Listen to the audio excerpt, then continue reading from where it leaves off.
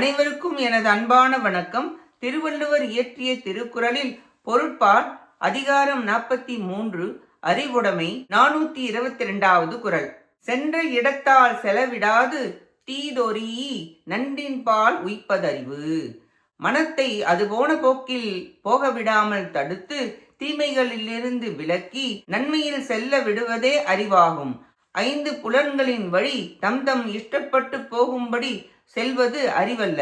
அதை தம் கட்டுப்பாட்டுக்குள் வைத்து நல்ல வழி போக அறிவுதான் தீர்மானித்து செலுத்த வேண்டும். ஆராய்ந்து தீமையை நீக்கி நல்லதில் செல்வதுதான் அறிவுடைமையாகும். அது 5 புலன்கள் வழி போகிறது. மனம் மிக வேகமாக போகிறது. அதை கண்டபடி போக விடாது ஓட்டி தீமையிலிருந்து வேறுபடுத்தி நல்லதில் செலுத்த அறிவின் பேராற்றல் வேண்டும்.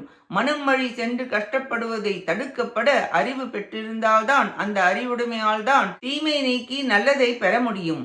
இக்குறளால் அறிவுடைமையின் இலக்கணம் கூறப்பட்டது. நன்றி, வணக்கம்.